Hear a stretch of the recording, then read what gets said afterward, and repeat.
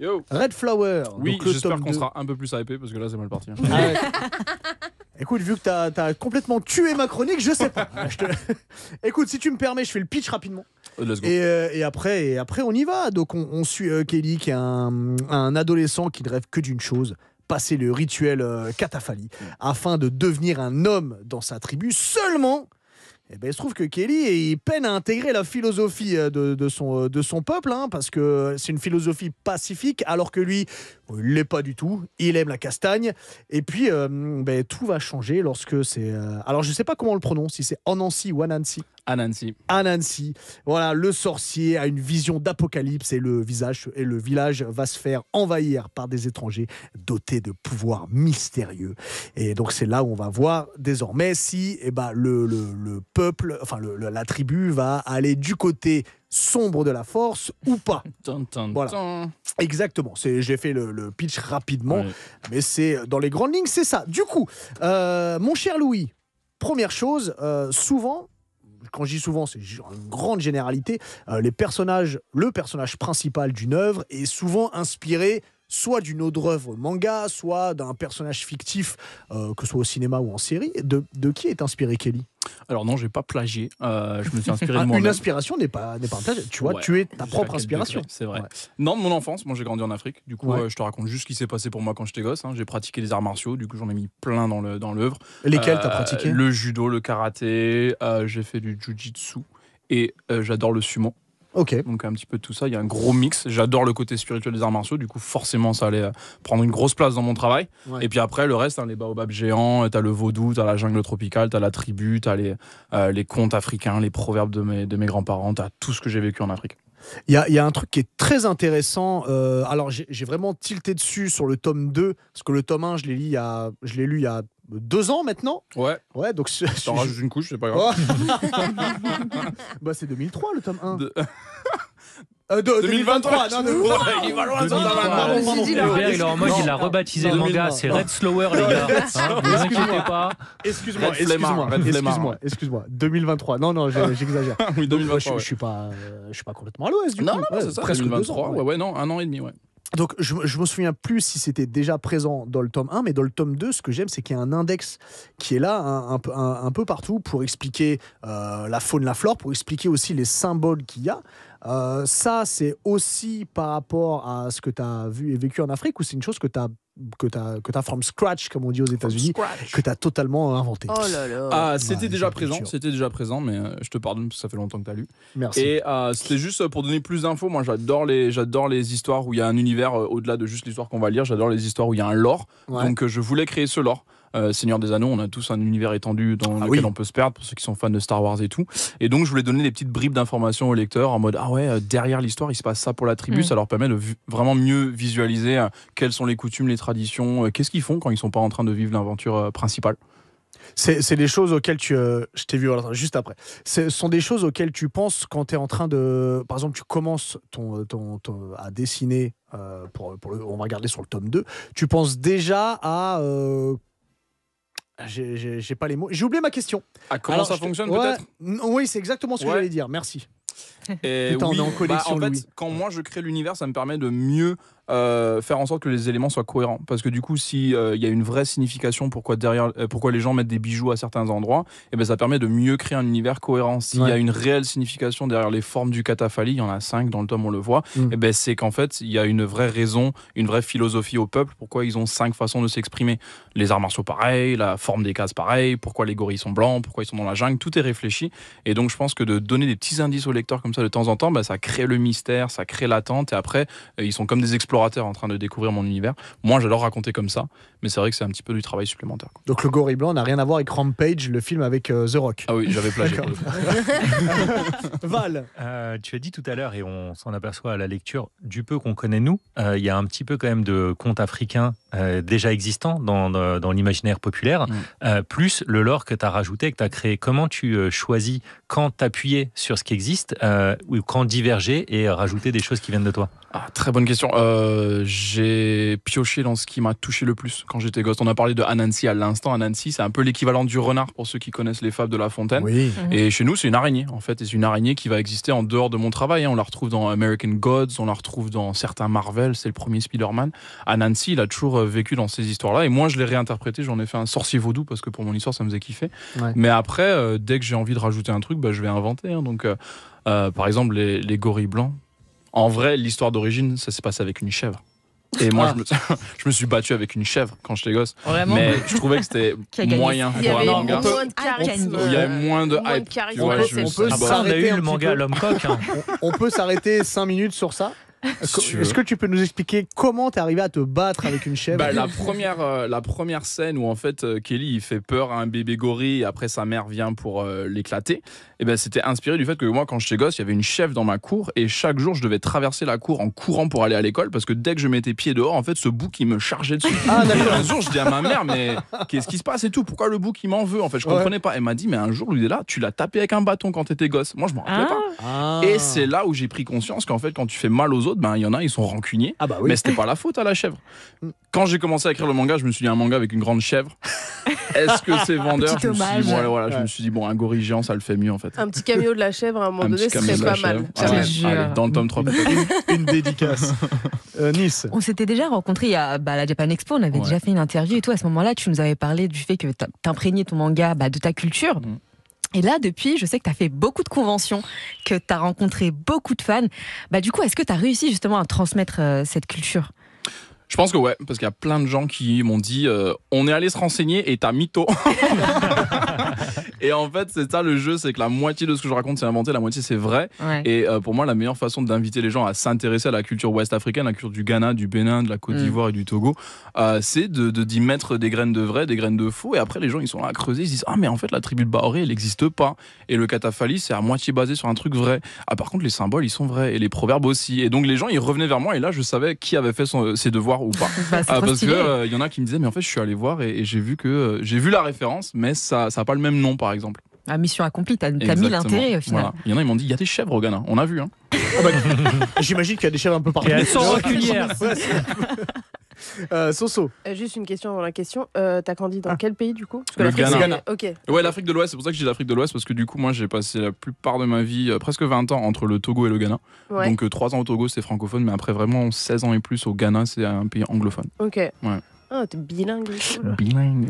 Oh là là, c'est pour ça qu'il a compris Pas from mal. scratch. Ah, from From scratch. scratch. Voilà, Mais du coup, toi, t'as grandi avec le manga, j'imagine. du tout. Du tout? Non, zéro. Zéro. Mytho. Ah, zéro. Mais.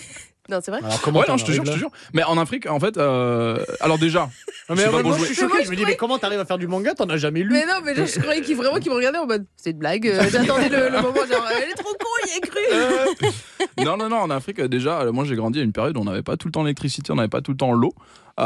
Et donc assez compliqué d'avoir internet en fait dans ces conditions-là. Et puis le marché du manga, il Et est la pas chèvre. du tout. Et du coup, non, la chèvre c'était en cas de famine, on la gardait de côté.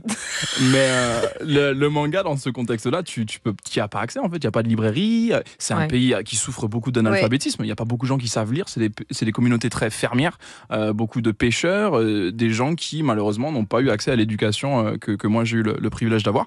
Donc non, j'avais pas de manga à la librairie. Et j'ai découvert le manga, j'avais, accroche-toi, 19-20 ans. Donc vraiment, j'ai découvert ça avec One Piece. Ok. Ah, bah, oui. Voilà. Très bien. Mais, et Glenna, ils aiment pas quand je dis ça, mais c'était les vieux scans de One Piece. Faut pas lire les scans. Non, non, non, non, On alors entend- non, non, on entend on en le- parle Nous non pas. plus, on n'aime pas. On en parle pas du tout. Ouais, nous non plus, on n'aime pas ça. Mais voilà, mais moi. C'était une autre époque, mais maintenant c'est chapitre. On dit et les simultrade tomes. maintenant. Voilà, Non, c'est non, politiquement non, correct. non, non, non, Même non. pas Non, tu Si, lis si, les c'est les Ouais, chapitres en d'accord. simultrade. C'est Ouais, ça. ok. Et du coup, moi, au fin fond de l'Afrique, j'avais accès à rien d'autre, tu vois. Ouais. Donc, vraiment, quand j'ai découvert le manga, c'était mal scanné, c'était mal traduit, les images étaient pourries, mais j'ai vraiment senti la force du truc. Je me suis dit, il se passe un truc de ouf, tu vois. Les images étaient coupées à moitié, mais je me suis dit, en fait, il raconte d'une manière que j'ai jamais vue, parce que je connaissais Astérix, on avait 2-3 Tintins à la maison, mais c'était pas quelque chose qui m'avait transcendé, tu vois. Je Ouais. lisais vite fait. Ils quoi. avaient Tintin au Congo, ils ont fait non, c'est mieux One Piece. C'est possible. Je fais des blagues un peu piquantes de temps en temps. Du coup, c'est important. Achetez les mangas plutôt, parce que sinon, les cases mal faites, Ouais, vous ça, n'allez c'est pas sûr. suivre le manga comme il faut. Valentin. À quel moment tu t'es mis à dessiner? Est-ce que tu as commencé à dessiner sur des modèles BD ou Un petit peu. Je te jure, si je retrouve mes vieux papiers de quand j'étais gosse, j'ai des dessins des Winx quelque part. Oh, Bloom. Genre, ouais, Bloom. Waouh. Voilà. Ah ouais. Ma sœur, elle avait un magazine et en fait, à l'époque, mais c'est le seul truc qui ressemblait un peu à du manga, donc je pense que déjà à l'époque, ça m'avait un peu attiré. Mais non, donc j'avais dessiné vite fait à l'école. On m'avait dit, trop bien, mais sans plus. Et en fait, quand j'ai découvert le manga, là, je me suis dit, en fait, il y a un truc à faire. Donc, je voulais raconter des histoires, ça, je le savais. Mais je m'étais jamais dit que j'allais dessiner pour le faire. Donc, c'est quand je découvre le manga, je me suis dit, mais c'est comme ça qu'il faut faire. Et là, je me suis dit, ok, je vais commencer à dessiner. Mais vu qu'on est sur le dessin, moi, c'est un truc qui me marque énormément, en fait, ton trait ton coup de crayon, que ce soit pour l'atmosphère ultra sombre que tu peux mettre, par exemple, quand Anansi, on dit. Anansi. Ouais, quand il a un côté très sombre à certains moments. Le moment aussi dans la jungle, j'aime comment tu détailles tout un tas de choses. Même si t'as pas grandi avec des mangas et que peut-être que rien vraiment t'a inspiré pour Red Flower, mais tous ces détails viennent d'où ? De l'observation. Après, quand j'ai découvert le manga, j'ai tout bouffé d'un coup. Je dis pas que j'ai jamais lu de manga, en fait. C'est juste que j'ai découvert ça tard et donc du jour au lendemain, j'ai commencé à tout lire pour rattraper mon retard parce que j'étais en mode mais qu'est-ce que j'ai raté toute ma life. Mais du coup, qu'est-ce qui t'a inspiré pour le trait de crayon ? Ça vient naturellement en fait on a tous une prédisposition en mode j'aimerais plus faire les visages comme ça, tu vois, ça c'est ta personnalité qui ressort. Donc je pense que forcément si tu regardes, tu vas y trouver des influences. Je pense que Vinland Saga ça m'a un peu influencé. J'aime bien les décors un peu fouillis. Moi je suis fan de Berserk. Ok. Je suis fan de Vagabond. Oh, c'est voilà, bon, tu serres la main à distance.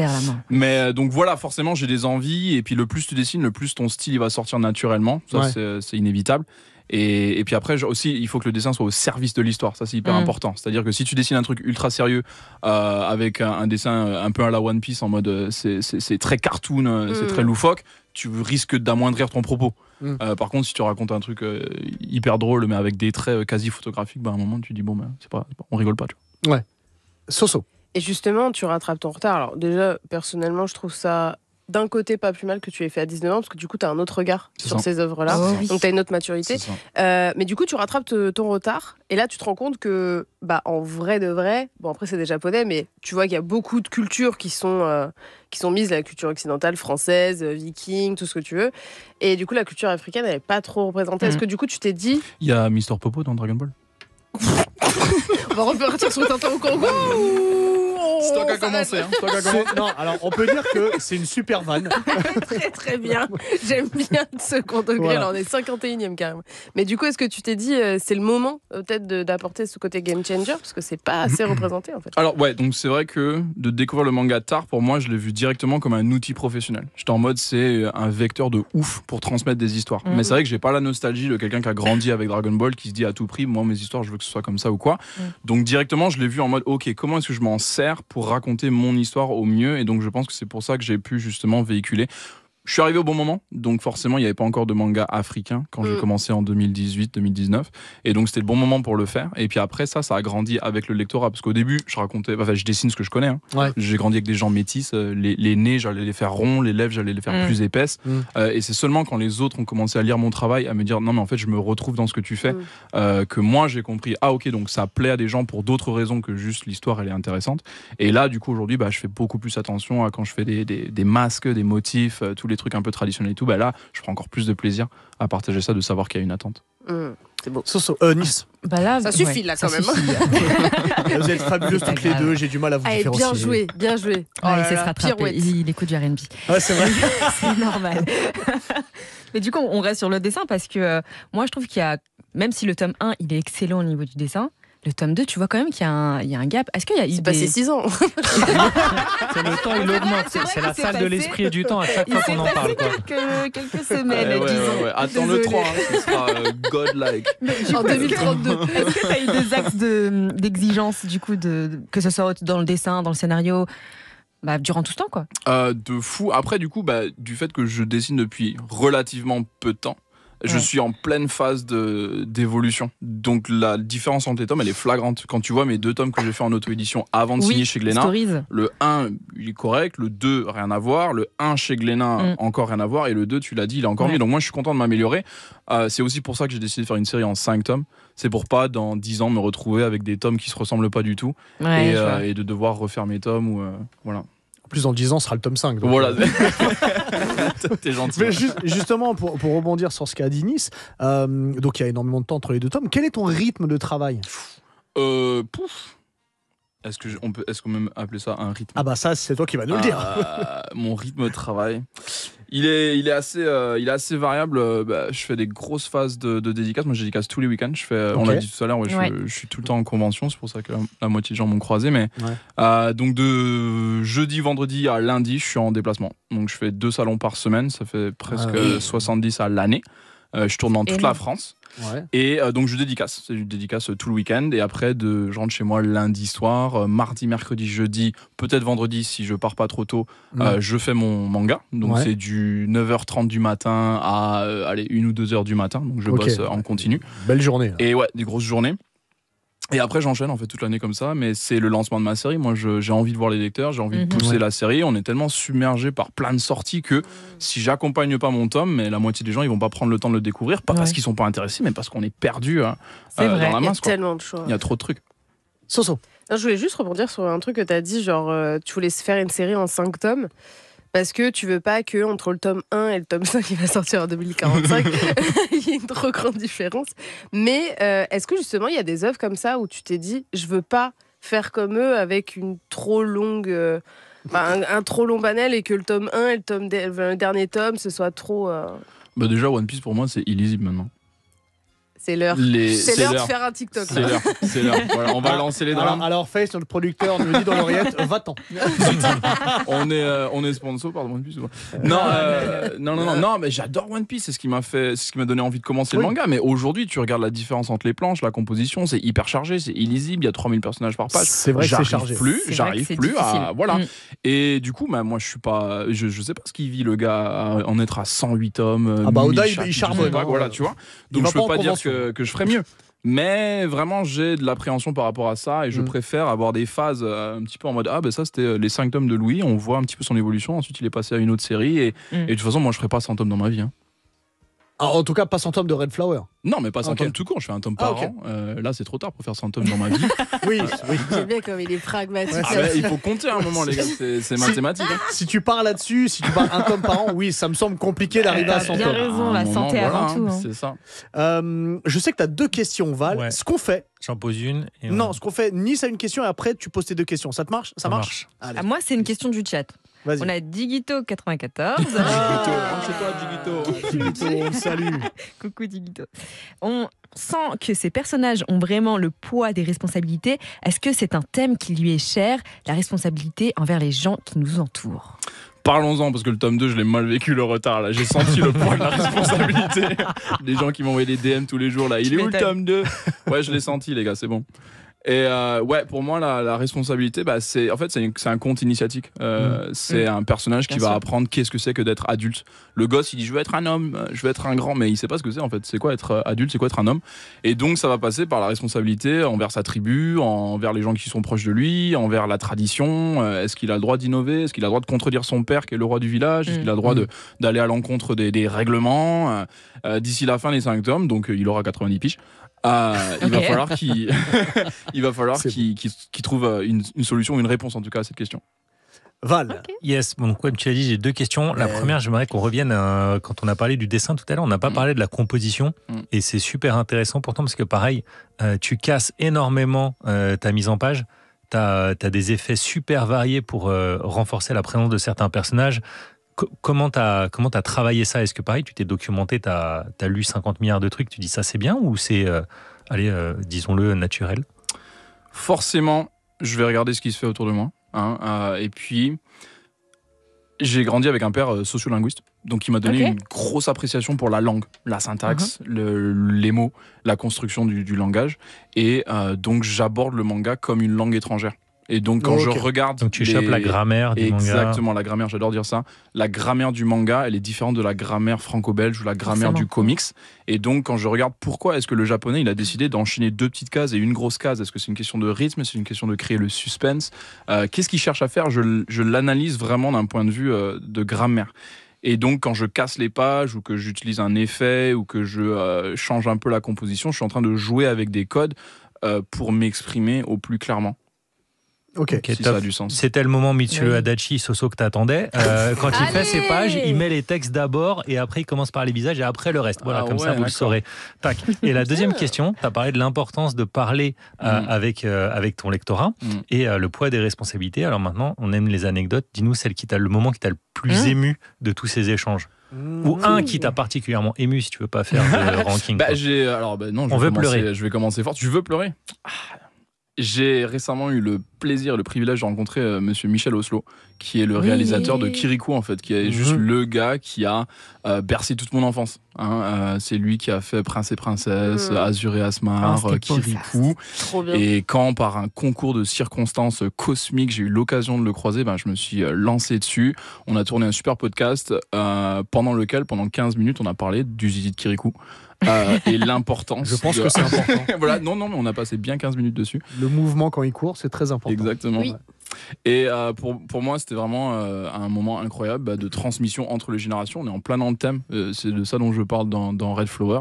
Et ce monsieur qui a 50 balais de plus que moi, vraiment qui s'intéressait à mon travail, qui s'est attardé sur mon dessin, qui me posait des questions. C'est pas juste moi qui étais là à lui poser des questions. On a eu un super échange. Et ça, pour moi, c'était vraiment le top des rencontres que j'ai pu faire, je pense, de toute ma life. Hein. C'est déjà fait, là. C'est bon. Le goal. C'est dispo sur YouTube, je l'ai vu passer. Oui, moi aussi, je l'ai vu passer. Ouais. Vous avez regardé que la partie sur le zizi? Ah bah évidemment. Ouais, C'est ça, évidemment. on l'a clippé évidemment. pour attirer les vues, mais à part ça, il n'y a pas grand chose. Dis-moi, j'aimerais revenir sur le tome 2. Parce qu'il y a un moment donné, j'étais en train de lire et je me suis dit, mais j'ai Il est l'impression sorti que. le tome 2? Bah, il me semble qu'il est sorti C'est le bon. 22 janvier, Voilà, non disons-le. de cette année. Ok. Bon, alors, le 3, je pense que c'est pour 2027. Mais bon, on verra ça après. Et quand je regardais le design d'Heidi, on dit Heidi ou Heidi, Heidi, j'ai l'impression qu'il y a une inspiration, peut-être que je me trompe, Vas-y. très Edward de Full Metal Alchemist. On me le dit souvent. Mais Ah, non. on est d'accord. Mais non. On me le dit souvent, mais non, c'est pas Parce c'est pas ma rêve. Parce que même quand tu lui as mis le bras en acier, je me suis dit, c'est une référence à Alphonse, donc je pensais qu'il y avait. Mais apparemment, non. Du tout. Moi, je t'avoue que je suis plus un mix Tarzan-Pocahontas en termes du relationnel à l'étranger.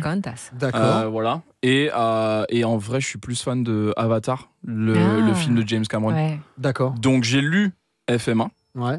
J'aime beaucoup. Après, c'est un univers totalement mais opposé. c'est Ouais. pas quelque chose que je vais aller re-regarder en termes de référence graphique, par exemple, tu vois. Donc on m'a dit ouais, mais je pense que c'est une coïncidence et peut-être inconsciemment je l'ai fait, mais c'est pas moi, si on devait me demander de citer ma référence, c'est pas ça. Ok. Voilà. Alors, quelle est ta référence pour Heidi alors? Du coup, j'aime bien Gunm. Ok. Donc en termes de mécanique, tu vois, on n'est pas trop loin non plus. Ouais. Et je te dis Avatar, et puis après, on traîne tout sur Pinterest, donc j'ai dû faire un accumul de plein de rêves différents, quoi. Dis-moi, justement, on l'a légèrement évoqué, comment ça avance le tome 3? Le tome 3, il est écrit. Il est écrit. Ah. Ouais. Et là, je suis en train de faire de mon mieux pour l'oublier. Alors, Attends, quoi? Attends, il y a plusieurs choses. Donc, déjà, je rappelle aux auditeurs et aux personnes sur Twitch que tu fais le scénario et tu dessines. Donc les deux. Tu fais les deux. Le scénario te plaît pas? Ah non, c'est pas ça. C'est juste mon processus. En fait, j'essaye d'oublier mon scénario pour redevenir un lecteur. On n'est jamais objectif en tant que dessinateur, on est tous trop dans notre tête en fait. On regarde ce qu'on fait, on peut pas savoir si c'est bon ou pas. Et donc la méthode que j'ai trouvée, c'est d'oublier mon scénar. Donc là, je suis en tournée depuis presque un mois, j'arrête pas, tous les jours dédicat, je fais le tour de France. Et si bien que j'ai pas le temps de lire mon scénar. Donc quand je rentre chez moi la semaine pro, je vais rouvrir le PDF, je vais le lire avec des yeux un peu frais. Ouais. Parce que du coup, je serais peut-être surpris de ce que j'ai écrit, et là, je me dirais, ça c'est une bonne idée, ou alors, ça a mal vieilli depuis que je l'ai écrit il y a un mois, et mieux vaut le retravailler. Donc, c'est un peu mon processus. J'écris, j'oublie, et quand j'ai fait ça 2-3 fois, là, je me dis, ok, là, t'as un truc qui te surprend à tout moment, tu peux commencer le storyboard. C'est super intéressant. Soso. Mais du coup, là, j'ai l'impression que tu fais un peu tout seul. C'est-à-dire que tu fais Kagebuchi no Jutsu et tu prends. Si tu pouvais, t'aurais un autre alter ego en mode pour gérer. Mais tu fais pas lire ça à des proches. Si. Mais une fois que j'ai un truc béton à proposer, dans les premières phases, je vais pas leur. J'ai un pote avec qui je parle de toutes les idées quand on se voit tous les jours. Voilà, on bavarde. Mais pour proposer un PDF fini à mon éditeur en mode voilà le scénario du tome 3, on va en parler sérieusement. Je veux être arrivé à un stade d'écriture assez complet. Tu vois. Ok. Voilà. Et t'as déjà fait lire, enfin, j'imagine que oui, bon, je sais pas, ta famille ou tes parents? Non, eux ils lisent le produit fini. Ok. Ouais. Et qu'est-ce qu'ils en ont pensé? Bah, ils étaient contents. Ils étaient contents. Ils ont vu des rêves ou pas? Ils ont vu les rêves. Dans le premier tome, je fais un hommage à mon père. Je lui dis, bah ouais, je sais pas qui a lu le petit bout de couverture là, où je dis merci à mon père d'avoir fait de moi un homme. C'est pour le remercier parce que le plus j'écris tous ces personnages, le plus je vis la transition de Kelly vers l'adulte, le relationnel qu'il peut avoir avec son père et l'autorité et le rôle du grand frère qui est un mentor mais qui déconne un petit peu dans le tome 2. Ouais. Le plus j'ai de l'appréciation pour qu'est-ce que ça devait être d'élever un gosse aussi chiant que moi, tu vois. Et je me dis, mon père, il s'est accroché. Empathique. Valentin. Il y a une grammaire du manga qui est aussi dans le rythme de prépublication, ce qu'on n'a pas dans la création française. Et tu l'as confirmé en plus parce que tu travailles au tome par tome et pas au chapitre. C'est ça. Comment se passent tes échanges dans le détail avec ton éditeur? Est-ce que vous prenez une chambre de réunion? Alors une chambre, c'est un peu intime, mais on on est un bureau de réunion pendant pendant une semaine. Ils vont aller Et au vous, téléphone. C'est pas Red voilà. Light District. Et vous lisez c'est à fond. fusionnel, hein, la relation éditeur-auteur, elle est non. Non, c'est à quel point il rentre dans le détail quand il te dit ok, il rentre dedans. tu changes ça, tu t'ajustes. On le sait que des fois les éditeurs sont limite co-scénaristes au Japon. C'est ça. Où toi ton produit il est tellement fini qu'il a juste à dire ok c'est bon, tu peux aller dessiner et reviens la semaine prochaine ou dans un an. Je t'avoue, j'ai oublié le début de ta question. Comment ça se passe avec les éditeurs? Comment ça se passe Dans la chambre. Dans la chambre, dans le téléphone. Ah oui, non, tu parlais du rythme de parution à la semaine au Japon. Non, on n'a pas cette démarche-là et je trouve que c'est cool parce que nous, ça nous permet d'aborder le récit différemment. C'est-à-dire que je suis pas emprisonné dans le format 16 pages par semaine en mode il faut pondre ton truc, ce qui donne un récit très agrippant, on va dire. Tu as envie de tourner la page, c'est formulaïque, mais ce qui t'empêche de vraiment te dire que s'il y a un chapitre que tu veux prendre plus lentement pour poser une intrigue ou quoi, moi je peux le faire parce que comme je fais mon tome, il y a des chapitres qui font 30 pages, il y a des chapitres qui font 15 pages au besoin, il y a des chapitres qui font 50 pages. Donc ça me permet d'aborder le récit un peu différemment. Et je t'avoue, je suis pas. Mais après, je sors pas un tome tous les 3 mois, quoi. Donc c'est voilà. Nice. Donc, je parle du chat un petit peu parce que je l'ai fait participer. Donc, on a d'accord qui dit les doubles pages de Louis avec un cœur. Et on a aussi. Tu fais le cœur comme ça? Ouais, comme ça. Comme génération. Moi, je Z. fais à l'ancienne, comme ça. Et on a aussi Ed Dican qui nous dit possibilité d'adaptation en animé. Est-ce que ça te brancherait? Appelez Netflix là, parce que Let's go. l'animé ça coûte des sous-sous, hein. Bah oui, tu Des m'étonnes. sous-sous. Appelez Alain Chabat aussi. Contact. Appelez Alain Chabat aussi. Attends, mais pourquoi il le ferait pas, Monsieur Michel Why not? Oslo? Pourquoi il ferait pas un Demande-lui. Kirikou en animé, manga, / Attends, tu Red veux dire Flower? que lui, on va voir son zizi? Non, pardon. Ce soit le signe. Pardon. Je Allez. suis pas du Non, tout, vendu, let's go. Ok. À quand l'animé? Je sais pas les gars, faut acheter Red Flower pour que. Déjà. Mais moi je trouve que ouais. Il y a que 2 tomes pour l'instant. Ouais, c'est vrai, j'avoue. Oui, je c'est me vrai. suis emballé tout seul. Mais je trouve Ouais. que 5 tomes, ça fait une bonne petite saison, tu Ça vois. fait une saison, c'est bien. Puis quand ils s'imaginent pourquoi faire un animé, ce serait pour mettre de la couleur dans cet univers, pour C'est qu'il y ait ça. des sons, Bah des ouais. tambours qui vibrent au fond de la jungle. Ouais. Tu vois, là, je me dis, là, ça vaut le coup de faire un truc. Et non, moi, je serais à fond. Hein. Quand Ouais, tu je vois serais les à fond. covers. On peut lancer une pétition sur. On peut lancer une Let's go. pétition sur tout. Let's go. Bah oui. T'écoutes de la musique quand tu travailles ou c'est Oui. Et justement, alors, la musique sans mots, parce que moi, les mots, ça me perturbe beaucoup si je suis distrait. Understand. Donc, ça va être des ambiances. Je me mets beaucoup de musique un peu afrobeat, des trucs un peu tropicaux, jungle. Beaucoup de tambours, j'aime bien les percussions, des trucs assez rythmés, parce que quand on bosse tard le soir, il faut se motiver tout seul. Mais ouais, beaucoup de musique pour m'aider, sauf quand je suis à l'écriture ou au storyboard. Là, il me faut un silence complet, parce que le moindre truc va me perturber et me faire sortir de ma bulle. Donc, ouais, mais après, quand il s'agit de faire des planches et pendant des heures et des heures, à un moment, il faut se hyper, quoi. Dis-moi, tu parlais que tu avais commencé sans Glénat sur des one-shots. Comment s'est passée la connexion avec Glénat? Un peu comme Roméo et Juliette, là, on s'est raté là, quand il court dans la rue et qu'il se rate. Je croyais que vous aviez bu du poison tous les deux, mais non. Okay. Ouais, voilà. Je croyais qu'il s'était vu à travers un aquarium. Non, ça a été un peu un croisement et qui s'est fait sur plusieurs années parce que je me suis lancé en auto-édition. Ouais. Il y a plusieurs éditeurs qui étaient intéressés en 2019 et moi j'ai failli signer à ce moment-là. Ah oui. Et ensuite il y a eu le Covid. Le fameux. On l'entend souvent. Toujours ce Covid. Il y a eu le Covid. Mais après, moi, je l'ai bien vécu parce que du coup, j'avais fait un tome tout seul en Ulule, pour ceux qui connaissent. Et ça avait bien marché. Le lecteur, il m'avait soutenu, m'avait permis de me lancer. Donc, cœur sur vous. Franchement, ceux qui étaient là depuis le début, ça me fait trop plaisir. C'est grâce à vous. Tous les nommer. Oui, ils étaient 300. T'attends. Et pendant le Covid, en fait, j'étais chez moi comme tout le monde. Et mes lecteurs, ils m'ont dit, mais tu nous ferais pas un tome 2 là? Et ils m'ont dit t'as rien à faire de toute façon. Ah oui, taf en fait. Non, ma copine, décidé, ils me disent la vérité, ils me disent la vérité. Et j'ai fait c'est vrai. Et donc j'ai fait d'autres chapitres sur d'autres personnages. Je me suis poussé plus loin dans la narration. J'ai tenté les codes du seinen. J'ai écrit une histoire un peu plus dans le suspense, la psychologie et l'horreur. J'ai écrit des histoires mignonnes. J'ai essayé de level up en dessin et le level up il s'est vu. Et quand je suis sorti du confinement, finalement Glénat ils sont revenus vers moi, mais j'étais pas dispo parce que je publiais le 2. Et ensuite quand j'ai fini, je leur ai dit bon, mais maintenant je suis prêt. Ils m'ont dit ok, c'est good. Et là on a pu signer pour le tome 1. Et rétrospectivement, je me suis dit si j'avais signé en 2019, je me serais tiré une balle dans le pied parce que j'étais pas prêt. Ça t'a appris de faire ça. Graphiquement, narrativement, juste j'étais pas prêt. Et on le voit sur la différence, ceux qui ont les deux verront entre le tome 1 et le tome 2. Il y a des pages que j'ai refaites parce que la narration elle reprend un peu ce que j'avais fait en auto-édition, mais pas complètement. Et ils verront le level up de fou. Et narratif aussi, hein, c'est pas juste le dessin, juste je raconte mieux.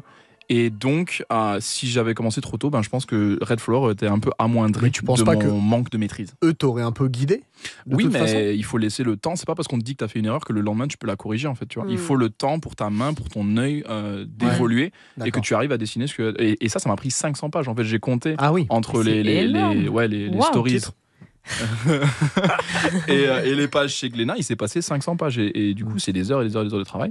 Et je me suis amélioré. Et aujourd'hui, je propose. En fait, j'ai accepté de signer aussi parce que je me disais, là, je propose quelque chose que j'assume de voir en librairie à côté d'un Naruto, One Piece, Demon Slayer. Alors qu'avant, tu vois mes lacunes, tu te dis, ok, ça reste du beau travail, mais c'est encore très amateur. Dis-moi, tu disais que tu étais souvent en conférence. Vu que quand tu es en conférence, tu bosses pas sur Red Flower, est-ce que j'aurais pas dit dire que tu bosses pas sur Red Flower. Non, c'est la vérité. Est-ce qu'il y a des mangas que tu lis à ce moment, en dehors de One Piece, que tu lis ou des animés que tu regardes? J'ai pas le time.